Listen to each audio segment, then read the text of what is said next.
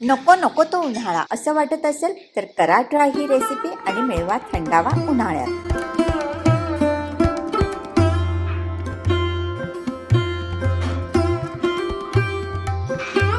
नमस्कार मंडळी, स्वागत आहे तुमचं आपल्या चॅनलवरती. आणि आजच्या थंडगार रेसिपीसाठी मी पूर्व तयारी केली आहे ती अशी.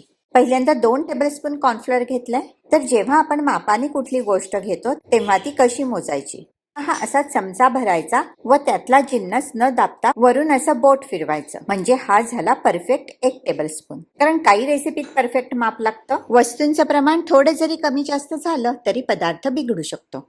तर असं कॉर्नफ्लोअर थोड्या दुधामध्ये मिसळून घ्यायचंय.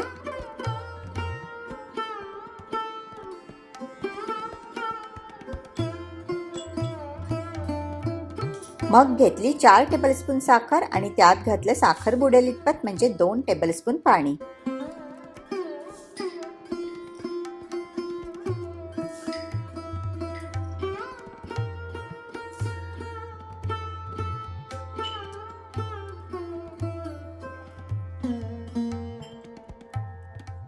आजच्या रेसिपीसाठी फक्त एवढीच तयारी. तर आता मूळ रेसिपीला म्हणजे आपल्या मलाई कुल्फीला सुरुवात करूया. ह्या अर्धा लिटर दुधाने मस्त दाट फुलक्रीम दूध घेतलंय. कुल्फीसाठी म्हशीचं दूध उत्तम, पण गाईचं दूध पण घेऊ शकता. दूध ठेवायचंय आटवायला. आता अर्धा लिटर दुधासाठी एवढं मोठं भांडं कशाला? अहो, भांडं जितकं पसरट आणि मोठं असेल तितकं दूध न जळता पटकन आटतं, कारण आपण गॅस मोठा ठेवू शकतो. दूध 500 मिलीलिटरचं 300 मिलीलिटर होईपर्यंत आपल्याला आटवून घ्यायचंय. तर अगदी मोजून 3 मिनिटांमध्ये मोठ्या गॅसवर हे दूध छानपैकी आटलेलं आहे. खाली भांड्याला लागलं नाहीये, कारण भांडं पसरट आहे, नॉनस्टिक आहे. दूध आटलं की गॅस करायचा आहे बारीक आणि दुधात घालायचे कॉर्नफ्लॉवर. कॉर्नफ्लॉवर मिश्रण ढवळून घाला, कारण कॉर्नफ्लॉवर तळाला घट्ट बसलेली असते. कॉर्नफ्लॉवर घालताना दूध सतत ढवळत राहा, नाहीतर कॉर्नफ्लॉवरच्या गाठी होतील.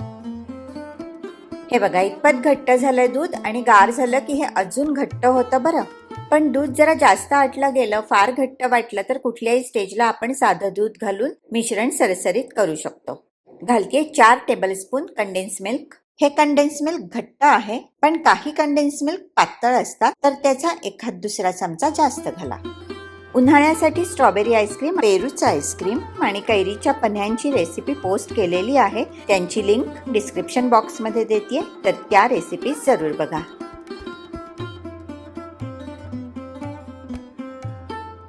एवढ्या कंडेन्स मिल्कनी कुल्फी व्यवस्थित गोड होते, पण तुमच्या गोडाच्या आवडीप्रमाणे तुम्ही कंडेन्स मिल्कची मात्रा कमी जास्त करू शकता.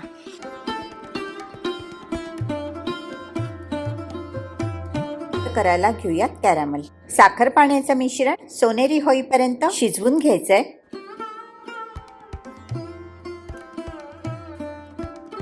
कॅरमल फार जाळू नका. हलका गोल्डन रंग यायला लागला की गॅस करायचा बारीक.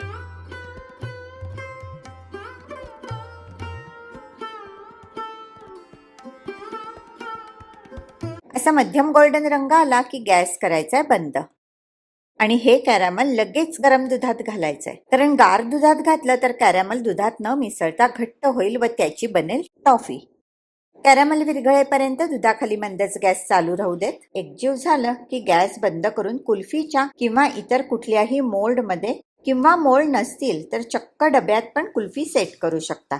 प्लॅस्टिकचा डबा वापरत असाल तर आधी मिश्रण थंड होऊ देत. आता कॅरमल पूर्णपणे विरघळलंय. गॅस करायचाय बंद.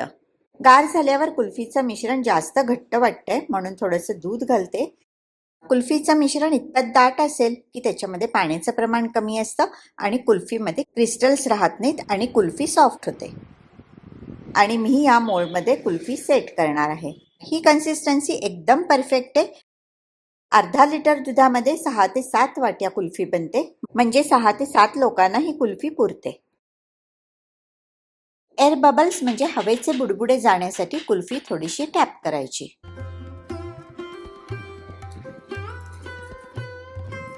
आणि आता झाकून कुल्फी 8 ते 10 तासासाठी फ्रीझरमध्ये सेट होण्यासाठी ठेवणार आहे.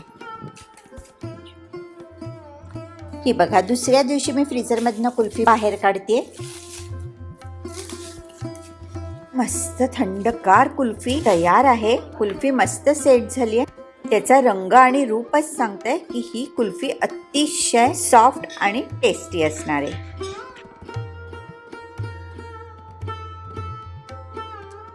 ओ वाव, काय सुंदर दिसतेय. बदाम पिस्त्यांनी गार्निश करून ही थंडगार कुल्फी मी लगेचच सर्व करणार आहे. ही बघा, सहज कापली जाते कुल्फी. मस्त सॉफ्ट अँड क्रीमी कॅरॅमलचा खमंग स्वाद असलेली कुल्फी झालेली आहे. तर बनवा अशी सोप्यातली सोपी कुल्फी घरच्या घरी.